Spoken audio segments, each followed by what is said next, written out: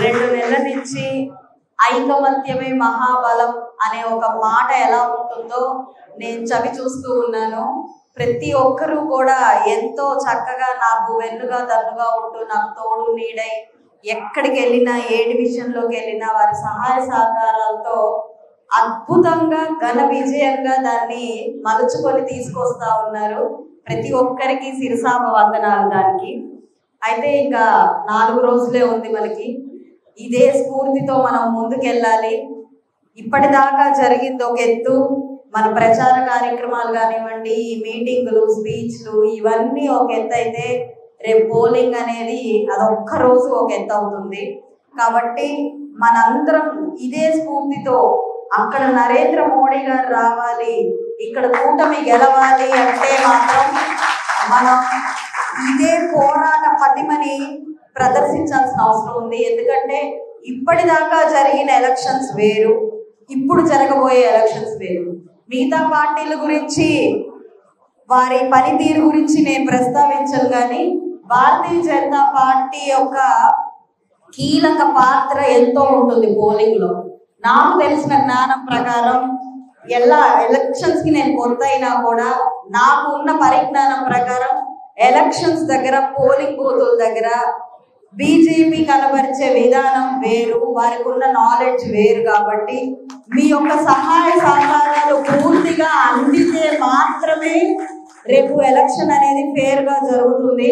ఎందుకంటే మనం ఒక నార్మల్ పర్సన్ తో ఎలక్షన్ చేయట్లేదు, ఒక అరాచకత్వంతో అవినీతితో చేస్తున్నాం. కాబట్టి అవినీతికి ఎప్పుడు బలం ఎక్కువగా ఉంటుంది.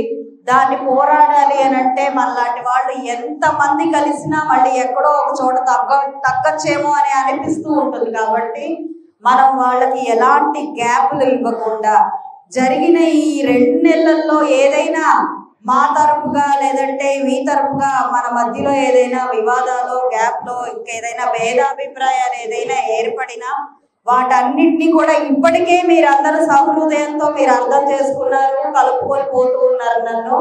అయితే ఇక రానున్న రోజుల్లో కూడా ఈ పోలింగ్ చాలా అద్భుతంగా జరిపేలాగా తీసుకోవాల్సిన బాధ్యత కూడా మీదే. కాబట్టి ఎందుకంటే ఒక తండ్రి స్థానంలో ఈరోజు మోడీ గారు మన దేశంలో ఉన్నారు. మన బిడ్డల్ని అంటే ఈ రాష్ట్రాన్ని కాపాడుకొని సరైన పాలనలో పెట్టే బాధ్యత ఆయనది. ఆయన ప్రతినిధులుగా, ఆయన కార్యకర్తలుగా తర్వాత బాధ్యత మీదే అవుతుంది ప్రతి రాష్ట్రంలో కూడా. కాబట్టి నేను సవినయంగా కోరుకుంటున్నాను, ఈరోజు కూటమి అవసరం మన రాష్ట్రానికి.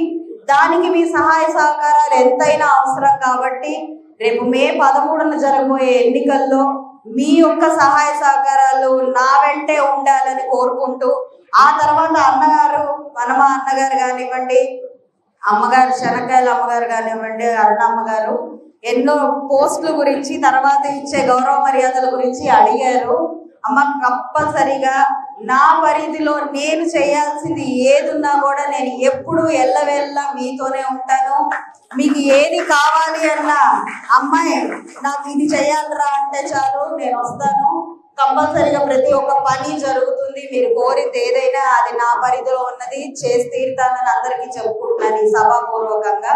ఇంతటి అద్భుతమైన అవకాశాన్ని ఇచ్చినందుకు, పెద్దలందరి ఆశీర్వాదము, ఆ సపోర్ట్ నాకు ఉన్నందుకు పేరు పేరున ధన్యవాదాలు చెప్తూ, పాదాభివందనాలు చేస్తూ ఇలాంటి ఒక అవకాశం ఇచ్చినందుకు కృతజ్ఞతలు. సెలవు తీసుకుంటున్నాను.